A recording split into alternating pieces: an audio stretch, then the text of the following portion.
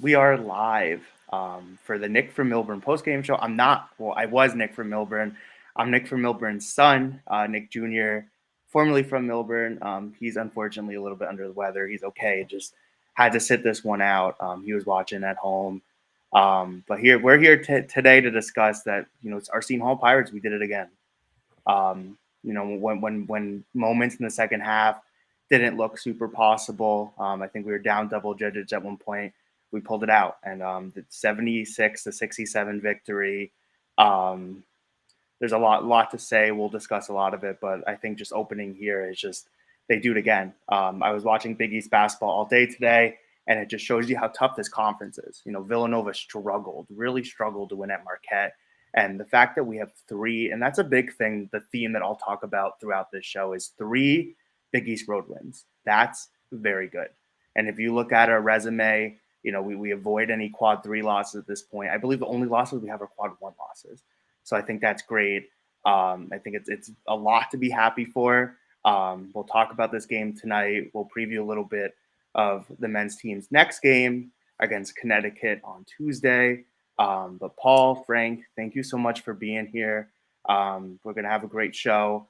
But I guess my first question for you both is is it deja vu? Is it really deja vu? Because it just feels like these road wins in the Big East, they're not easy. We knew they were not going to be easy, but there's just something about this Pirate team. You might not see it the first 10 minutes. You might not see it in the first half, but when push comes to shove, this Pirates team is going to make the plays that they have to make to win big games. And Georgetown is no slouch. They're a good basketball team. Thoughts on the game. Paul, do you want to start? Sure, I'd be happy to. And hope your dad feels better real soon. Um, I don't feel comfortable until we're down 11 or 12 points in the second half, to tell you the truth. When if we're only down 4 or 6, I start to worry. But once we get down 11 or 12, then I start to feel real good about Seton Hall. Um, the announcers did say, Tariq Turner, there's only so much fire that you can play with in this league, and one of these days it will bite us in the keister. But I think that what's being overlooked is number one, the team's depth and how many contributions they get from so many different guys. And number two, how that press can be relatively docile for 31, 32 minutes. And then all of a sudden, 8 turnovers in 12 possessions or, leading to 11 layup. Crazy for that brief moment how good it is.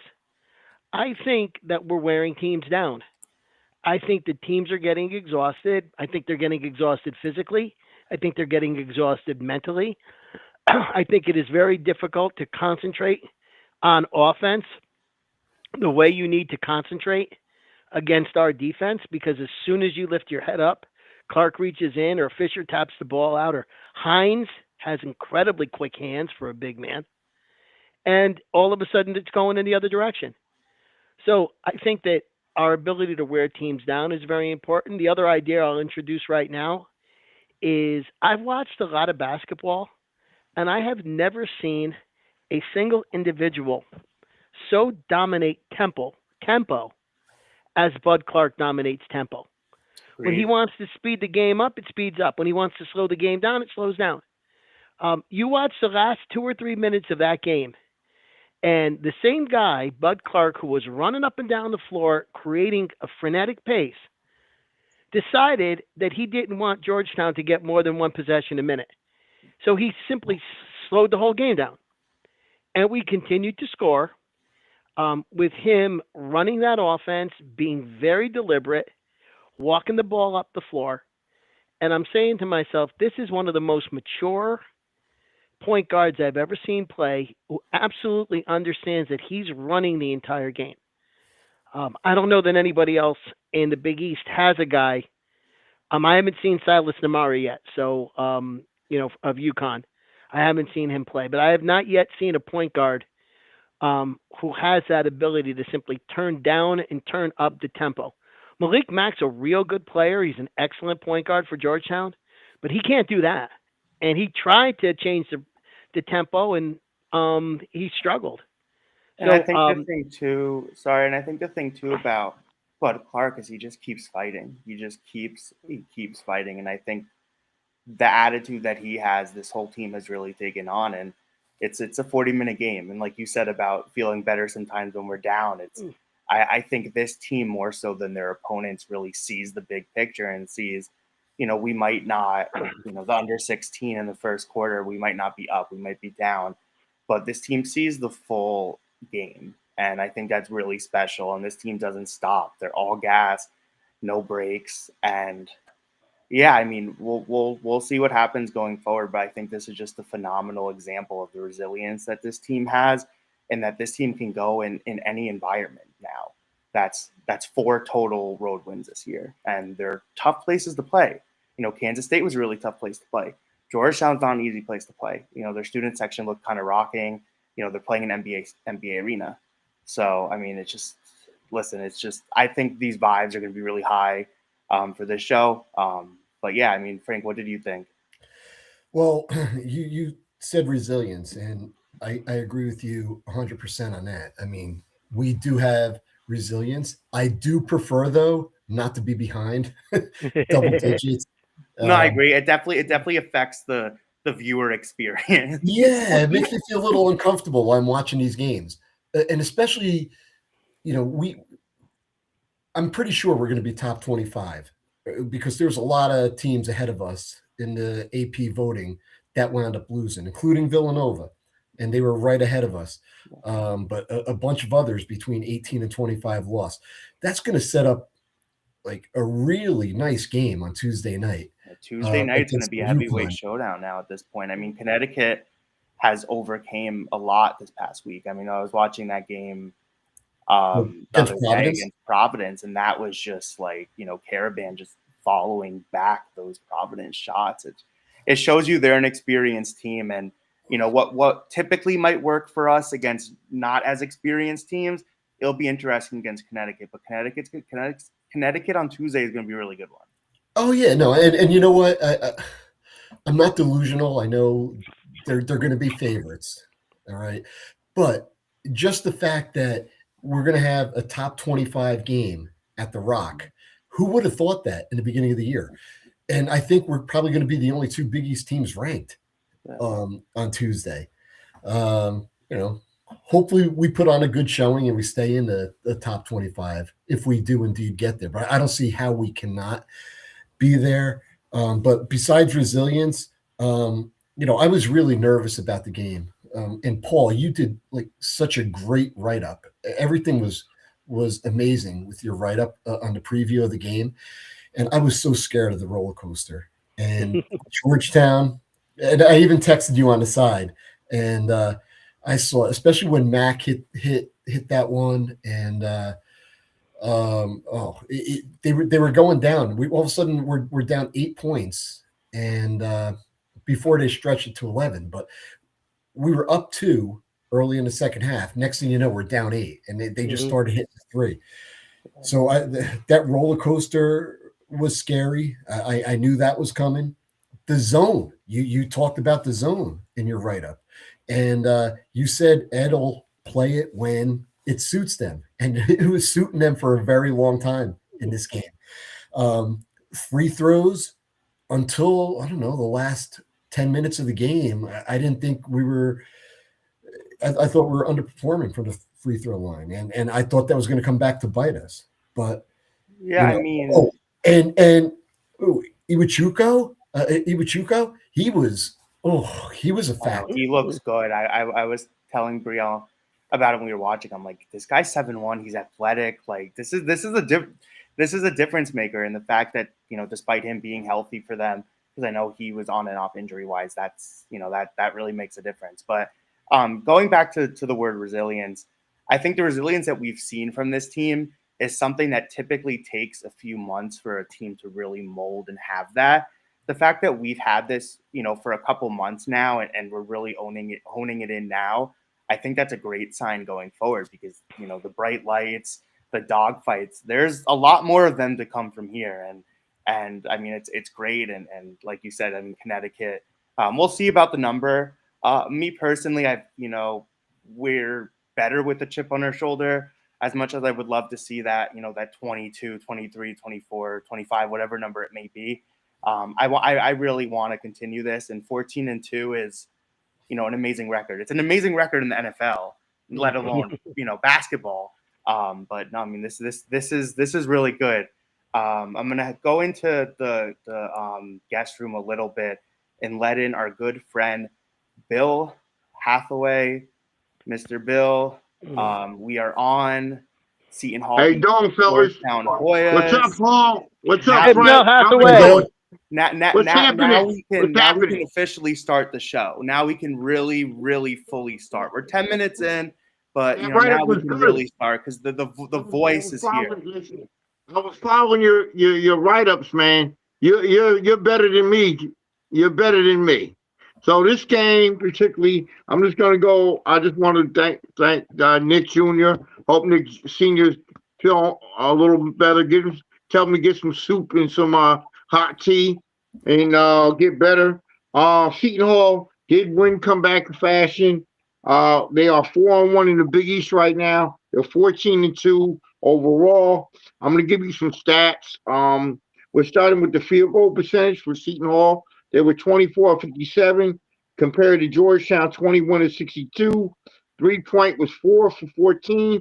Georgetown was 7-20. Free throws were 24-33. Georgetown was 18-21. Rebounded, they out-rebounded 41-38 Seton Hall. Seton Hall had 8 steals. Georgetown 8 steals. Blocks only had 2. Seton Hall's numbers in reference to turnovers 11. That's not pretty good. Points off turnovers 13. Georgetown 11. Points in the paint 28 to 24. Adam Bug Clark, second half, a great point guard in the Big East, one of the premier point guards in the Big East. Great game. He had 22 points, 5 rebounds. He was 6 for 12 from the field goal. TJ Simpkins, 17 points, 3 rebounds. He was 5 for 10. Trey Parker, he had 19 points, 3 rebounds. And Jacob Dar, 4 points. This particular game, they played two games tonight. Seton Hall was losing like 8. I think they tied it up at the half. Both teams tied it up 29-29. The second half was all Seton Hall. They were just in the beginning of the game. If you guys seen in the huddle segment of that particular game, Holloway was convincing them, don't let me coach the game. Let me coach the game and get in sync. And I think that's what they did in the second half. And that's their 4th win. Big road win. They got one off of Providence. Like Nick Jr. said, Kansas State, North Carolina State, Providence, and Georgetown. And the big matchup is on Tuesday night at the Prudential. Both teams are 14-2. Like Nick Jr. said, Providence just coming up. Georgetown. No, I'm sorry. Let me slow down. Connecticut is coming off a tough game against Providence, so that's gonna be tail of the tape. It's gonna be exciting down at the Rock. Both teams are 14-2, and that's what it is for tonight's segment of me giving the points. But the stats. But I thought Seton Hall played a better game in the second half, and that's what happens. Yeah, I mean, to be completely honest, I know the Big East has been getting a lot of kind of criticism for not having as many ranked teams or not having as many strong teams. But these games across the board have been really tough, and I think that even gives more, credibility to the fact that we're winning games, and 3 road games to go be 3-0 in the Big East on the road is no easy task. At least for me, that's the big thing that stands out, and that's something that come tournament time, the selection committee is going to look at. How do you play on the road? And I think, no matter what the score is, this team has just fought on the road. But I think what's going on is Nick Jr. I think Seton Hall has found his resilience, as they say. Shaheen Holloway's team, This is players that he recruited. They're doing a great job. They had a lot of fan base in DC tonight, and that's a credit to when the team is as good as Seton Hall is right now. It's not surprising. It's going to be one game at a time, but I think the fan base, I think they're satisfied with the performance of this team and the way they're playing. Like Adam Bud Clark, he's a fighter. He knew at halftime the game was tied 29, and they went in there and they fought and they won the battle. Yeah. That's it's called resilience. It's resilience. That's the bottom line. Yes. It's resilience, and it's also grit. I think this team Yep. has that Jersey grit that Yep. the coach has, that Shaw has, that his coaching staff has. There's a lot of these guys. They came from smaller schools. I was watching. When we were watching the game today, I saw one of the best players on Georgetown. Lewis is from Arizona, and it's like Georgetown can get those kids. Georgetown can get kids from SEC, Big Ten.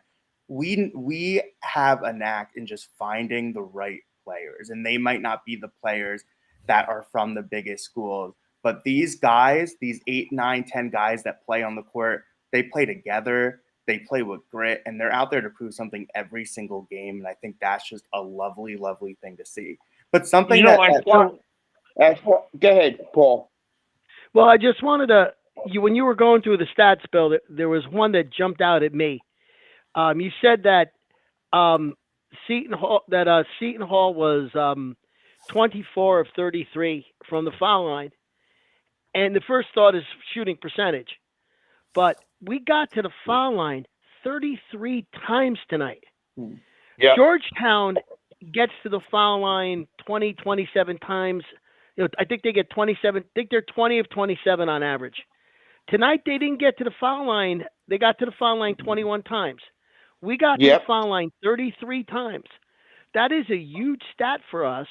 And, I think we'd all wish that we had hit a couple more, that we were 27 to 33. Yeah.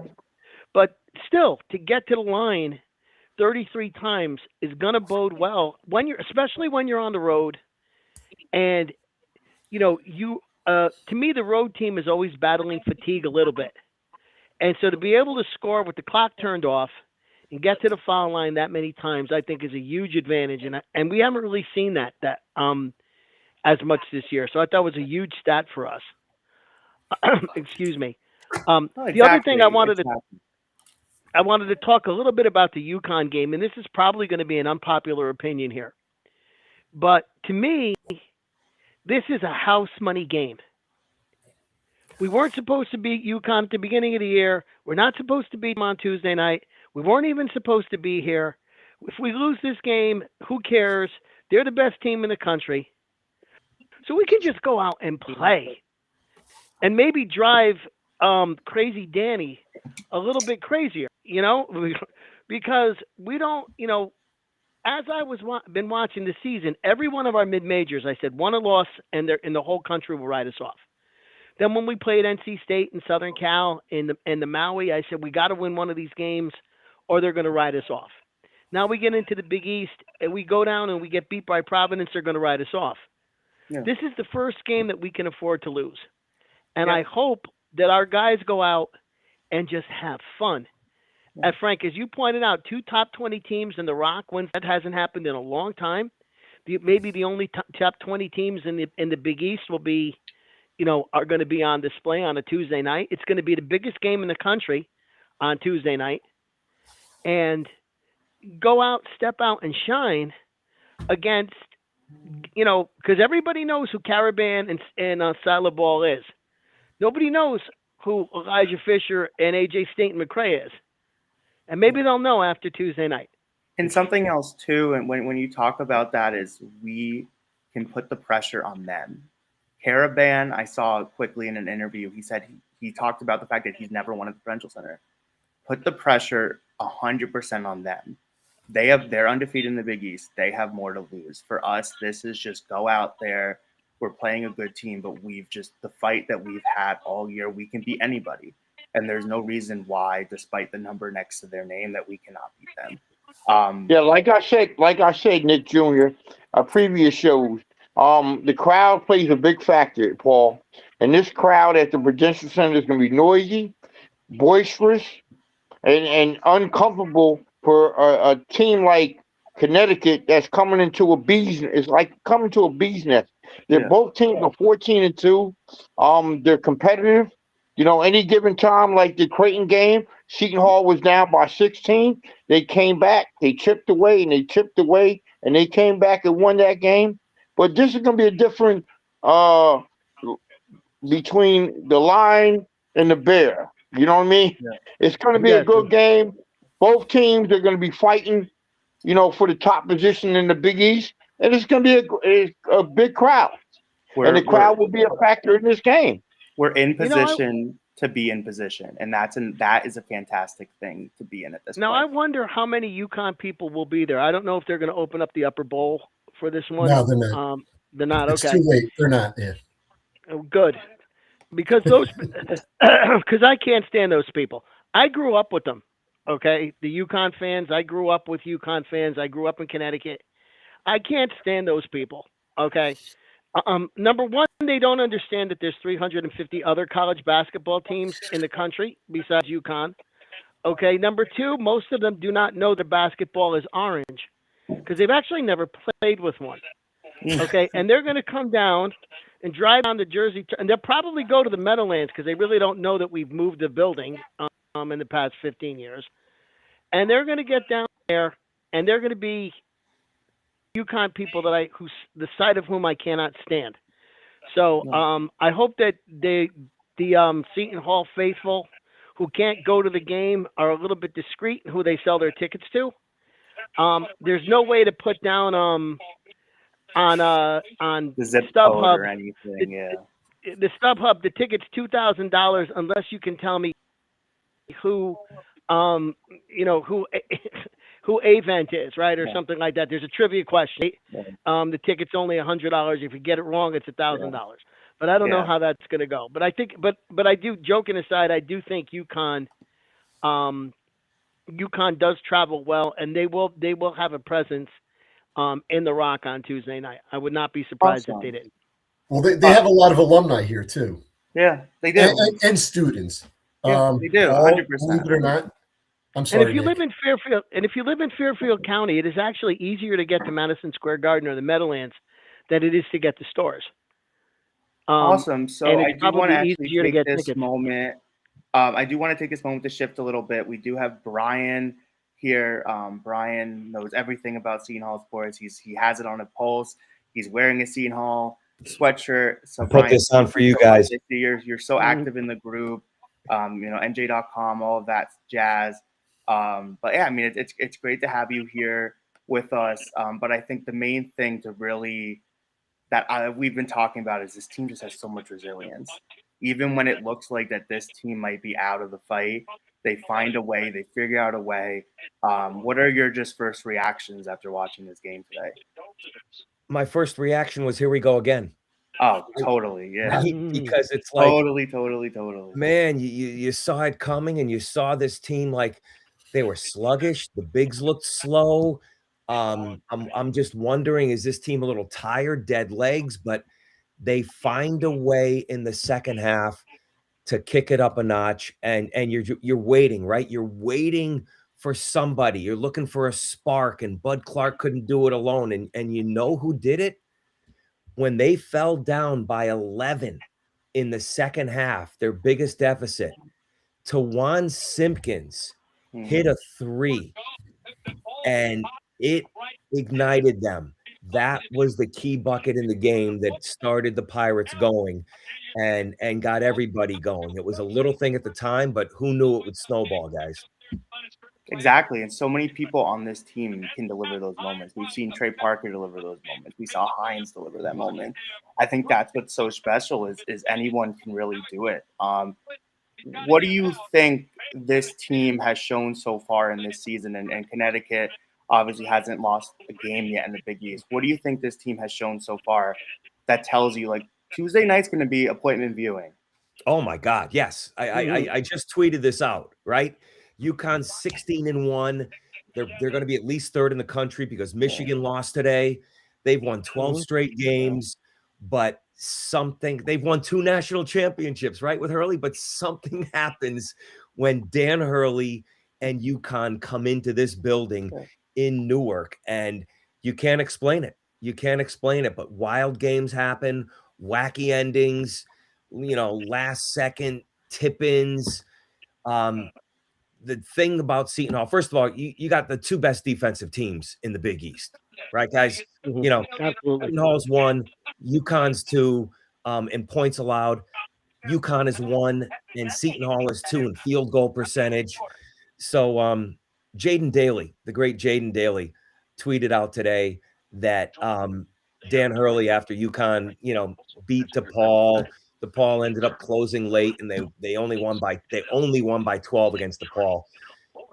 Hurley's like, we got to get the offense going. We can't, turn these basketball games into wrestling matches. And I couldn't help it, but I sent a GIF to Jaden with Hulk Hogan, and I said, That's our MO. this is going to be the Prudential Center. I mean, just get ready. Hulkamania, rest in peace, is going to be alive. So Seton Hall, Connecticut, in a Hell in a Cell match. Yeah. Tuesday at the Prudential Center. I like our chances. But Brian, one more thing just to touch on is this team. I mean, we saw last year, and I know last year was what it was, and we're trying to obviously look at this team as how they've been playing. But has the ceiling that you think that this team can reach, has that changed at all? Like where do you think that ceiling currently is? Oh man, I mean, now Nick, you're starting to think about, not if this team's going to make the tournament, but I know it's only January, but now you start to think about seeding. Yeah. You don't, of course, the coaches can't think about that, but we can. And right now, I would think the ceiling for this team, my goodness, I mean, if they can get somehow to, 14 wins in conference play, 13, 14 wins, I think they'd be right on that 7 line. It depends who they beat.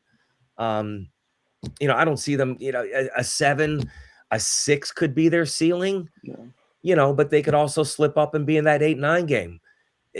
You want to avoid the 8-9, right? If you're anywhere from 6 and 7, you're in that 2-3 matchup. If you get that far, that's what you want. You avoid that 8-9 line at all costs. So nobody wants to play the 1 on Saturday. No, and the ones are so freaking good this year, guys, right? It's new level this year, and not only that, but if you're playing a 1, you're usually playing them in their backcourt. I know a few years ago we had Kansas, and that was in Wichita, so that's another reason why. But I mean, this team, I don't think anyone wants to see us on their schedule. Whoever gets us, hopefully, we finish strong and make to that point. But whoever sees us on their line, I think they're not going to want that because we play with that fight. Maybe we don't make it look pretty all the time, but that's our MO. We find a way, and that's all that matters. And you don't know who it's going to be. Yeah. Right. Listen, it could be Trey Parker. It could be AJ Staten McCray, who's kind of fell off lately. It could be Josh Rivera. It could be Tawan Simpkins. But the one constant, I was thinking about this, no matter who the other guys are that elevate from one game to the next, guys, who's the one constant who always is there? Clark. Clark. Now, Brian, I have a question for you. The way that the league has kind of started to develop, it almost seems like there's 2 tiers. There's UConn, St. John's, Seton Hall, Villanova, and Creighton, and then there's the other half. Do you see that continuing? And do you think that would help the league get bids if it stays, kind of separated into 2 groups like that? That's an excellent question. Excellent question. I think so. Right. Listen, right now, let's be honest. Unless Seton Hall wins, UConn's on its own tier until proven otherwise. And then, yes, I would put who's second, right? Is it St. John's? Is it Seton Hall? Is it Creighton? Is it Villanova? They all kind of have made their case. But right now it looks like those 5. I think they have separated themselves even from Butler. So I think you're right. At this point, if you start having the Lions eat their young, then it's better for the Big East. That's a great point. It's a great tier to be in. I mean, that's where you want to be. You want to be with those teams, and I mean Butler on Saturday. Not to look too far ahead, but that's going to be another tough matchup. I think every game in this conference, like even DePaul, the way DePaul has been playing, maybe they're not the DePaul of old.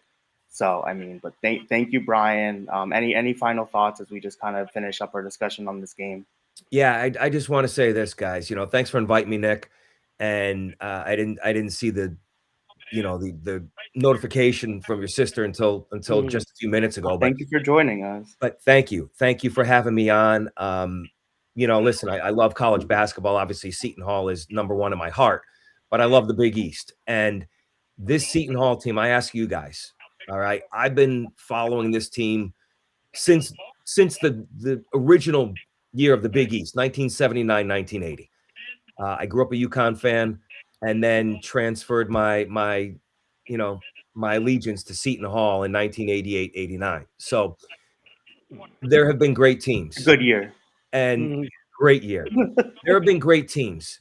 And let's move some of those PJ teams, 88, 89, 91, 92 aside. I cannot remember a team, and you guys help me here, that has been more connected and consistently buying into defense than this team. Is there one that comes to mind? Because I can't think of one. I mean, for me, I had the privilege of being at Seton Hall from 14 to 18, and I saw some really great teams and great players, but I can't remember a team that was this deep to the point of these guys can step up and road Big East games. And I think for me, that's what this team, that's what makes this team special, is that, you said you can get it from Simpkins. You said you can get it from Parker. I think that's really what's special about it. But as far as a team that just defensively, I mean, I'm a huge fan of that team that won the NIT. I think that they stand out as maybe a close, but as far as a team that just that locked in as one, and especially this day of age in college basketball, where it's a revolving door. It's that Simpsons meme of just in and out and in and out. So I think especially nowadays to have a team that's so coherent, it's just so special. What about you guys? Does this team really ring a bell for any other Pirates teams that you've seen over the years? Yeah, I think this team, compared to what happened last year, and I think the team is special. I think they're one unit. I think Shaheen Holloway is a coach that has resilience and the team bonding. I think it's more better than last year because when last year came around, we're just gonna wipe that whatever happened last year compared to this year. I think this team is good, and I think this team is gonna go further than March. You just got to take it one game at a time. Like Brian said, it's called alliance, and what they do is team bonding. They play together. They see how they came back against a Providence team, a Georgetown team. And they're one special unit that can go way farther than March. You never know what could happen in the Big East. Like Brian says, we've been covering the Big East for a long time. It's a game by game, and we'll see what happens on Tuesday night. This team could be, and like I said, the crowd will be a factor at the Prudential Center. Home cooking is home cooking right now with Seton Hall, and they're home on Tuesday night. And here's a key point, guys. I understand the students, the first day of classes in the spring is Wednesday. So they're back Tuesday night. Right. With nothing to do yet. Right. They're With back no homework. Tuesday night. So the students will be there. But guys, listen, one thing I want to touch on, and you guys brought up a great point. This team, I think they're all buying in. And I haven't seen anything like this since the 88, 89 year, where everybody's really accepting their roles. What did you guys think of, take Jacob Darr, for instance, when he came in the first half? I thought he was a spark. And if it wasn't for him, I don't think it would have been 29-29 at the end of the first half. No, they got 11 points from Darr and Rivera. Exactly. Including Rivera hitting a 3. Yeah. And 6 rebounds from those two guys. And Right, I mean, that's just astonishing. And Brian, to your point, I think that there's been more talented Seton Hall teams over the years. I don't think I've ever seen a Seton Hall team do as much with as little as this team is supposed to have. You got a 5'10" point guard. Yeah, We've got nobody who could can shoot a 25-footer. right. And we're beating people. And we're beating good people. We're beating good teams. We're beating Ed Pooley. We're beating Greg McDermott. By the way, Brian, before I let you go, did you see any of Princeton Yale today? No, but I had one of my good friends, Frank Papaleo, was there, and he's a season ticket holder, and he goes, "This is first half. It was like unwatchable because both offenses were horrendous." And I said, "Listen, if Princeton wins, it doesn't matter, you know." So Princeton scored 54 points in the second half, and they couldn't throw the ball in the lake in the first half. So yeah, I'm a Yale alumnus, and so that was a painful Ooh. thing to watch for 40 minutes, especially with we shoot 42% from three. Yes. And last night I think maybe they went into Jadwin and they put rims that were maybe like this big. because and then what do you call it? Jackson Hickey and they got that other kid, Dalen Davis is Stanton. back. Yeah, Dalen Davis is back, and that kid Stanton's never met a three he didn't like. So You're right. So they're Princeton's been doing that to everybody for 100 years. Just wanted to give my plug for the Ivies. Hey, before we let you go. Yale is still the team to beat. Okay, but Princeton proved that they're not They're dead. beatable. The fight's still there with Princeton. Yeah, they are. So, guys, Awesome. hey, Well, it is so much, it is Brian. great. We appreciate your insights and for you joining us. Thank you, Nick. Thank you, guys. Great seeing you, and pleasure being on here. Go Pirates! Yeah, go Thanks, Hall. Brian. All right, take care. Awesome. Well, yes, that was amazing. Thank you, Brian. But if there's anyone watching who would like to join us, we're hitting about the 40-minute mark. So we'll stick around a little longer, see if anyone else wants to pop on and talk about our Pirates winning another Big East road game against the Georgetown Hoyas. We can also talk ahead to Tuesday night, which should be a bloodbath if there ever was one. I don't know if anyone's a big spread person, but I'm wondering what you guys expect for a spread for Tuesday night. Are we talking maybe like UConn -6 or like maybe six-ish? I don't know. I was thinking -8.5. That's what I was thinking. Yep. To be honest with you, Seton Hall will be the smart bet on Tuesday night because the point spread reflects what the world thinks, not the reality on the court. Exactly. And there's a whole bunch of people in Fairfield County who will throw money at UConn for the sheer joy of throwing money at UConn. There's stockbrokers and stuff like that. and so you'll see that line move. But I believe that line will be 2 or 3 points more in favor of UConn than what a real handicapper would think. And I like us in that position. I honestly like us in that position. Put us against the wall against a Connecticut team that is very good, but put us in that position. But yeah, I mean, it should be interesting spread wise. And so the last point that I wanted to make was, do we even consider Simpkins a bench player? It's 17 points. I don't know how many games he's come off the bench and led the team in scoring. He's like 5A. Yeah, exactly. Yeah. And then Hines is like right there too. So yes. Now Hines didn't have actually our big men struggled. I think both of them. Hines only had 2. Where is Stefan Payne? Yeah, Payne only had 2. They're 2 big guys neither one of whose names I can pronounce did a good job inside against our big men. I think Georgetown did not play poorly tonight. They shot well from the foul line. They only got turned over 12 times. They made 7 out of 23 pointers. It was just in the 2-point game and late when they had to take care of the basketball that we really showed the difference. I mean, Georgetown's not bad. I think that's a takeaway from this game as well. As much as we came back into the game and we fought and won, I really do think that this is a good Georgetown team, and I think this conference as a whole, like even Marquette, when we were playing them, I'm like, this is not a bad team. No, especially with Iwuchukwu back. I mean, they're a different team with him, especially when he's healthy. Yeah. And that was the question that I had for Brian was, I'm kind of hoping from a league point of view that the bottom of the league doesn't mess up the top half of the league. Yeah. But the truth is that Marquette's going to beat somebody, and Georgetown's going to beat somebody, and Providence is going to beat somebody. Somebody's going to go into one of those buildings that should win by 11, and they're going to get beat. Paul, That's there's just no the shame nature in of the that. league. Yeah, There's no shame in that. I mean, think of what's happened just this last week. I mean, St. John's, they lose to Providence, then Providence takes UConn to overtime, then Providence gets blown out by Xavier. And St. John's blows out Creighton. Bingo. And then Villanova wins at the Rock, but then they lose at Creighton. It's chaos. I mean, it's chaos, but it's the best kind of they lose chaos. at home to Creighton. We beat Creighton. Creighton beat Villanova. Villanova beat us. Right.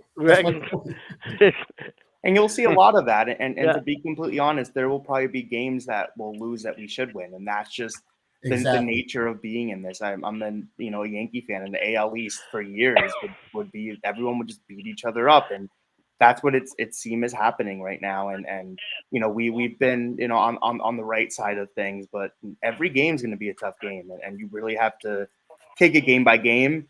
And yeah, I mean it's going to be a dogfight. No, and then that's why I don't think we could throw in the towel and say, oh yeah, playing down at Villanova is going to be a loss. I think we have a legitimate shot down there. I think we just had a really bad offensive game that game. And you could see the difference when we don't get into foul trouble. Black. Absolutely.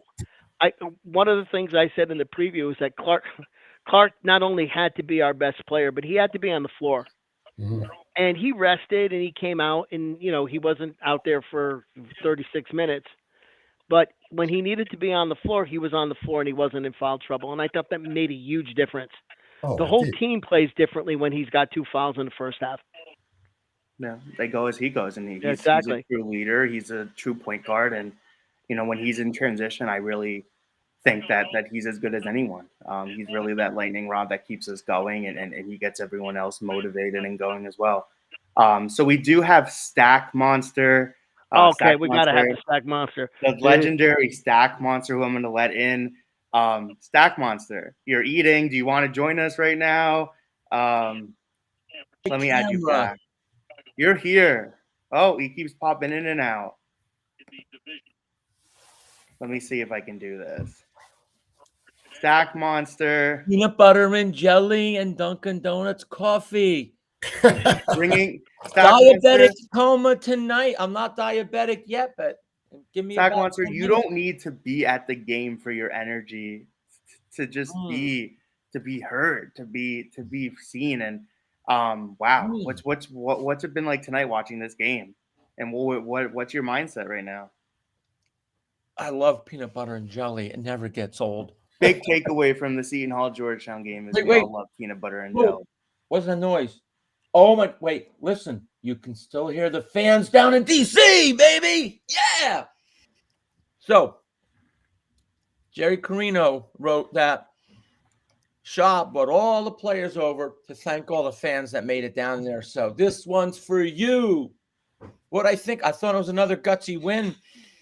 I sure as heck hate, though, and Shaw made this point to Gary Cohen and Dave Popkin on the postgame, that, it was gritty. I was happy with what they responded, but I wish we didn't always have to respond like that. Let's play Seton Hall basketball for 40 minutes, not just the last 15 minutes. Exactly, and it's great to see that this team has that fight in them. I think that's really what puts this team ahead of everyone that we've played so far, but it'll be interesting, though. Tuesday night is can you get away with that early struggles against a team like Connecticut? We need to. If we don't knock them out early, I don't think we're going to win a decision. Yeah, it'll be good. It'll be good. I think the one thing about this team is they aren't out. It's a fight regardless of how we start. But you talk about Alex Carabin. I mean, he's a senior. He's won 2 national championships. That's the kind of guy you have to punch right away.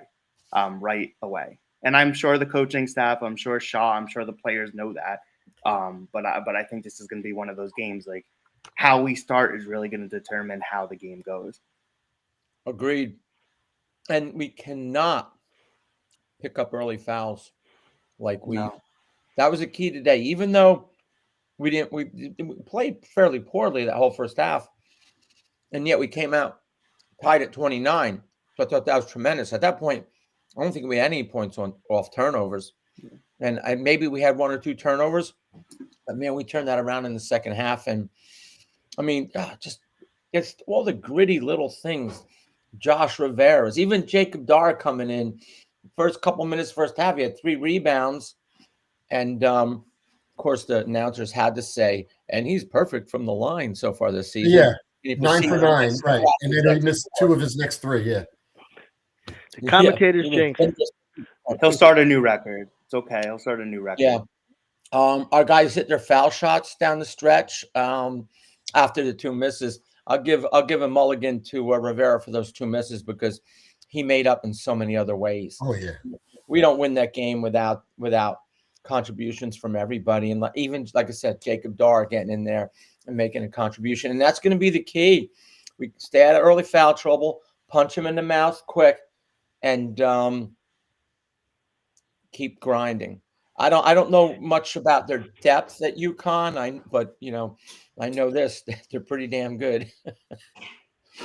Well, Yeah, the one thing about star powered, and I think that's a lot of what this team is this year is with Ball and with Carabin is the guys up front. So, but we'll see. I mean, I know we talked about coming out early and really punching them in the face early. What other keys do you think are to us winning on Tuesday? Like, what would you like to see to prove to you that we're going to be at this game? We have to have everybody contribute. We have to have it. They're going to try to take away Bud Clark or get him in foul trouble. So I think that's the key. Bud's got to stay out of foul trouble, and we need to utilize the depth. Like a game like tonight, like certain players just weren't clicking. We're going to need everybody to click to at least this level instead of a couple of people clicking up here and some people just struggling. We can't have anybody struggle. Nobody has to be like now for me all world, but consistent across the board. And I think that's what wins it. Yeah, Paul. Well, for me, I think one of the things, the common threads in all of our wins has been that our opponent has gone a long time without scoring. There was a big scoring drought for Georgetown, a big scoring drought for Creighton. I don't remember if I think Providence had a time where they couldn't throw the ball in the basket. That's not going to happen with UConn. When you've got Carabin and Solo Ball and Silas, not going to go 4.5 minutes without a field goal. So to me, that puts an enormous onus on what the stats are saying about the offense. That they're going to have to get contributions from everybody. They're going to have to get solid performances from everybody, because they can't. If Seton Hall goes 4.5 minutes without scoring a field goal, they're not going to be down 9. They're going to be down 31, and they're not going to be able to come back from that. So to me, that's one of the keys here is that Seton Hall is going to have to play 40 excellent minutes of basketball, and I don't mean it in terms of one block minutes. I mean 40 individuals of excellent basketball. And if they do that, I think they can beat anybody. UConn, Michigan, anybody. But it's incredibly difficult to do. And teams have been trying to do it against us, and our defense is making it impossible for people to play 40 good minutes of basketball against us. So I think that is going to be the key. If UConn plays their best 40 minutes, we will struggle. If we play our best 40 minutes, I think we have a chance to beat them and anybody. Yeah, we need to score quick at the Prudential Center. We can't have fans standing for 5 to 10 minutes waiting for that first basket. We need to score quickly. But you know what? If we're down 8 with 5 minutes left, nobody's going to be going home on Tuesday night. No, I say if we're down 8 with 2 minutes left. I know Stack Monster's not leaving, but we're staying too. Yeah, nobody's leaving early. What do you guys think about the 3-point shooting? I know it's been, at times it's been stronger than others. What do you think we need from that Tuesday night to be competitive? a balance. I think we need a balance, a little here and a little there. It's not like we have to shoot 40%. And like what Paul said is, we can't go like these 4-minute droughts without. But one thing, look, I've watched every Seton Hall game this year, and I've watched every UConn game this year.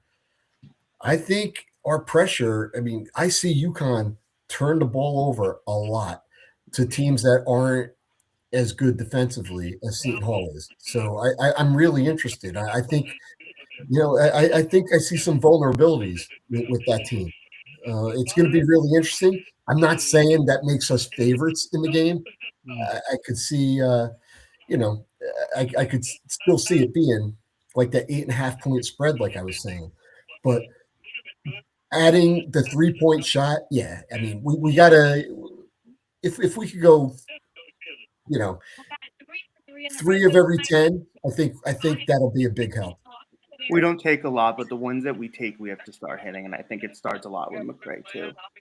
He's been a little silent, but I think he really needs to, be more in the offense, and I think that would put us in good position. So as we, I'm going to wrap things up quickly, but I wanted to kind of see if everyone could give me one word to describe maybe how, we're all feeling right now. We're 14-2 in the Big East. We're right in that second spot. You give me that one word that kind of tells you like how we're feeling now, how we're feeling heading into our biggest game of the season on Tuesday night. One word for me. Go ahead. One word for me is I'm sorry, Paul. One word for me is I'm just surprised in a pleasant way. I just didn't. We talked about it all summer. We were hoping for good fortunes, but wow, 14 wins already, 4 wins in the Big East, 3 road wins in the Big East. That's very pleasantly surprised. Awesome. Thanks, Frank. Have a good night. All right, Nick. Great job, buddy. Who wants to go next? Well, I will, and I'm going to take off too. A friend of mine is a big Jets fan. And there was that one year where they got on that playoff run, and I think they made it to the AFC Championship game. And he looked at me and he said, there's nothing more fun than an unexpected championship. And that's how I feel about Seton Hall right now. There's nothing more fun than an unexpected 14-2. Right? And there's nothing more fun than going into playing UConn as a top 25 team in a game that's a house money game. So I don't know if there's no word to describe that emotion, but that's how I'm feeling. It's just so much fun that we're doing all of this with house money. We've already won more games than most people expected us to win all year, and it's January. It's not Martin Luther King Day yet. So I think proud, honestly, proud. And I think that's a lot of what you've been saying is we followed this team, being a fan of a college basketball team requires you to follow them as close as ever. You're there for the ups, you're there for the down. And we saw last year. And I think for me, it's just proud. I'm proud to be a Pirate fan. I'm proud that there's conversations going on that we're having right here and that ultimately we're in good spirits. But thank you so much, Paul. We'll talk to you soon. Nick, your father has to be concerned that you might take his job away from him. Certainly, he can have me. Listen, he's the GOAT. He's the GOAT, like the kids say. There's a potential Romano media dynasty in New Jersey being started right now. Thanks, Paul. See you guys Tuesday night. When you come to Romano's, it's like being home. Yeah, we'll have Ray Romano host next time. So, Junior, piggybacking on what you just said. After going through what we went through last year, and we were there. We did not give up. We did not quit. Especially and I know you did not give up. And yeah, I'm still down there acting like a maniac, right? And then the one game I missed because I'm sick is the win against UConn. Yeah, we missed that one too. I think it was like the weather was kind of poor. But welcome to my world.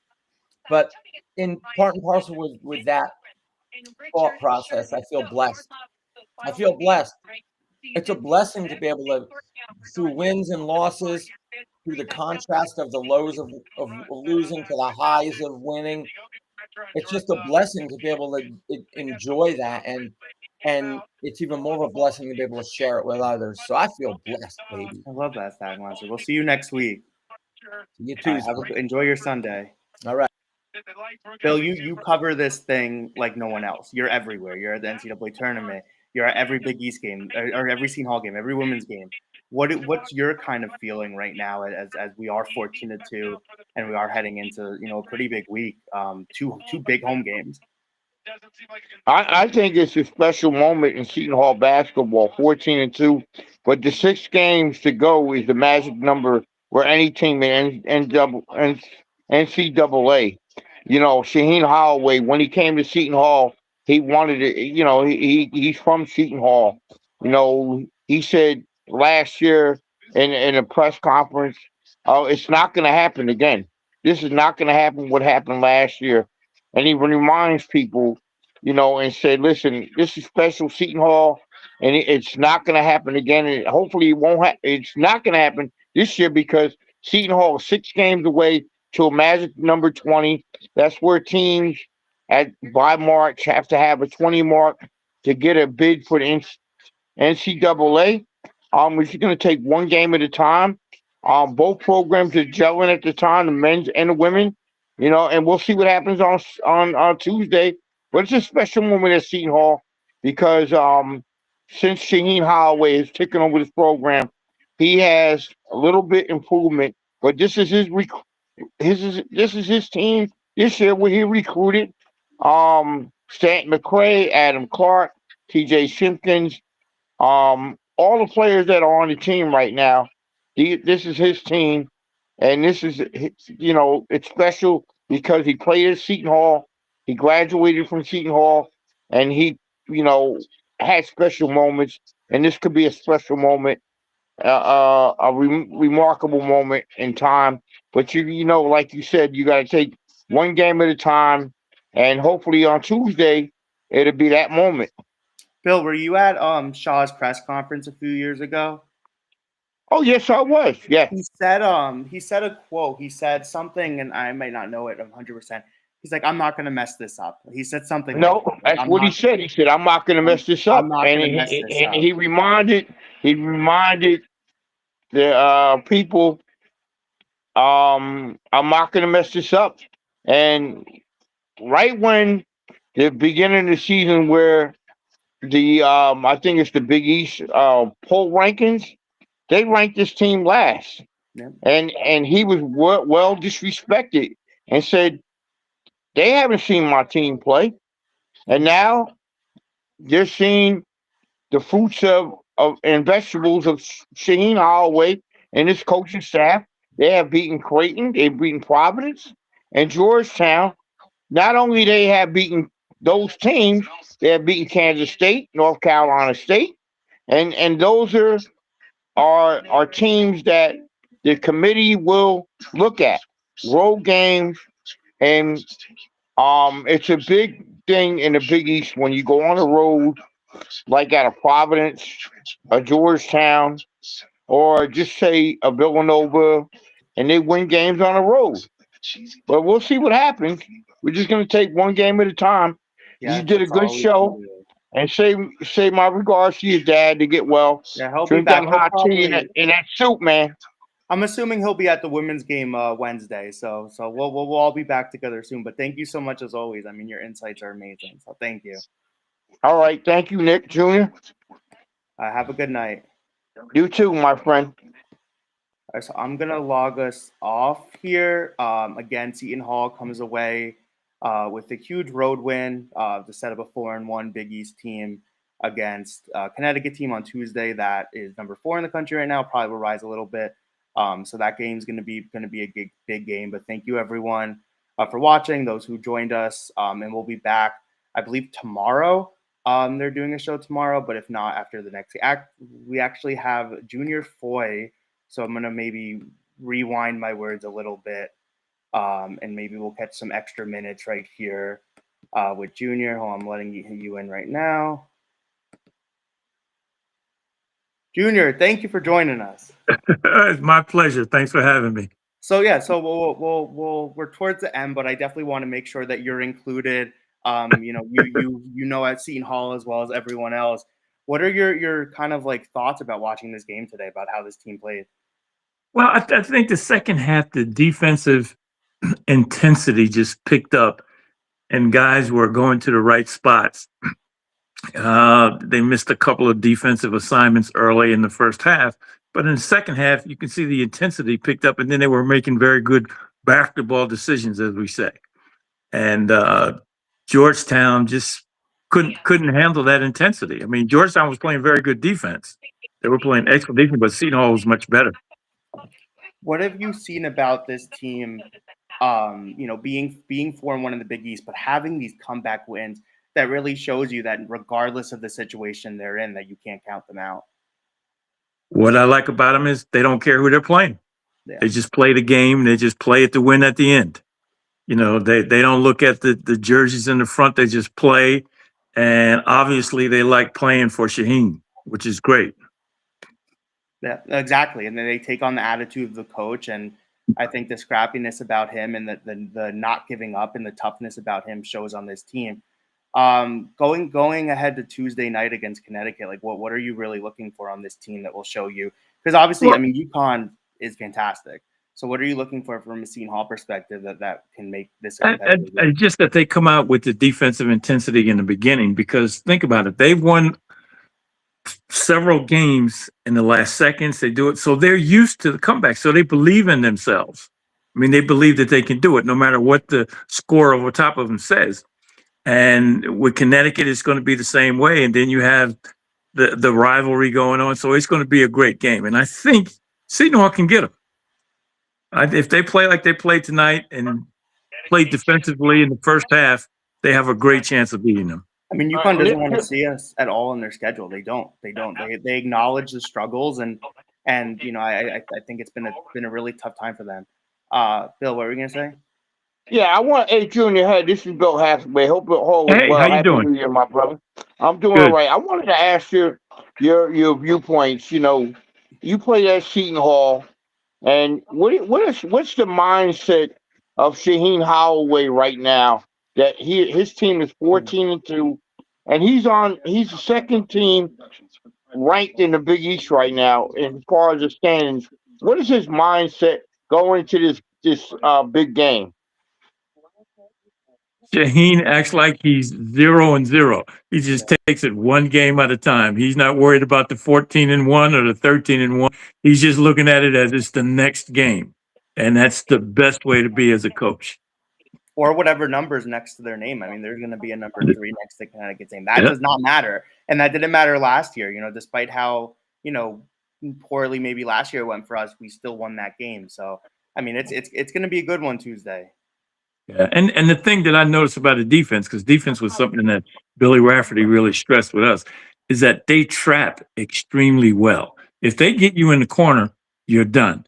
And then they fill the trapping lanes, and that's how they make the steals. They're just extremely scrappy, but you got to realize they're also very, very talented. They're very, very talented athletes on the team. How important, Junior, do you think, and something that we've talked about on this show, is this team is special because really anyone can step up? Like, how important is that to know that your bench can really come in at any point and it's next man up and they can really step up? How important is that, especially now that you're in the middle of the Big East play? Oh, it's great because it's I'll say a la North Carolina back when Dean Smith, when he used to just substitute 5 and 5 each of his bench and he wouldn't lose anything. And Shaheen has that same thing going. So anyone who's playing for Shaheen feels like, hey, I'm going to get some playing time. I'm going to play hard because no matter what. And he leaves certain guys. If the guys are playing well, he leaves them in. If they're not playing well, he takes them out. Doesn't matter if you're supposed to be a starter or not. If you're playing well in the fourth quarter, he's just going to leave you in. And that's earned. What you want as a player. It's earned. And when it's earned, It's appreciated. And when it's appreciated, you see the results that you see. I guess the one thing that I wanted to touch on as well is we talk a lot about, guys really stepping up. That's something that I thought is especially nowadays in NCAA when so many times it's about the player and for good reasons. It is more about the player than it's ever been. How do you think special it is that the Seton Hall team has come together in the day of NIL and these guys play so as a whole? How special do you think that is? It's really special because think about it. You have all new guys. Yeah. You have all new guys, and they have to learn to play together, and they have to be on the same page. And it's tough. And he has them all on the same page because next year it might be a different group of guys, just the way that the NIL is. And for him to do that as a coach, that says a lot about Shaheen as a coach. That kids want to play for him, and he can get the best out of the kid. And that So, kids also notice that if they're doing well, the team's doing well, and that those two things are exactly correlated with one another. And I think the best thing about this team is that you don't really have a superstar player. No. All the players just play and they like playing with each other, and that makes for a great team effort and team camaraderie, and that's what Shaheen has. I mean, they love to play for the guy. You just watch; you can see it in their eyes. When they're down, he doesn't even panic. He just says, "Okay, we got this," and the kids feel the same way. As long as they implement what he tells them to do in practice and what they practice and they do it out on the floor. And that little point guard that they have, he runs the show at the end of the game, and he's a good for him.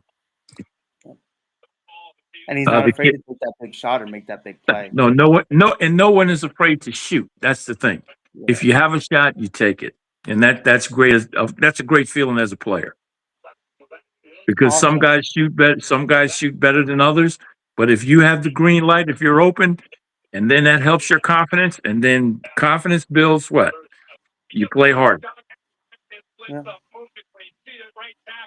Exactly. So we've been wrapping up by kind of getting everyone's maybe like one word to describe how they're feeling right now about this 14-2 team.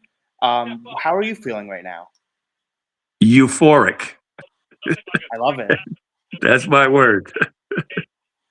It's true. I mean, it's really true. I mean, what we've seen from this team is just, gives us a lot of reason to really be positive about the next couple weeks as we get into the stretch of Big East. We're only 5 games in. We got a lot to go. But, I mean, this team has given us the confidence that, that they can fight in any game. And their back's against the wall.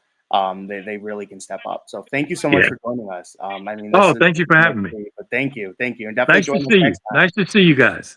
Yes, definitely join us next time. Okay. Take care. Take care. So, Bill, we got ourselves a little extra time there. Yep.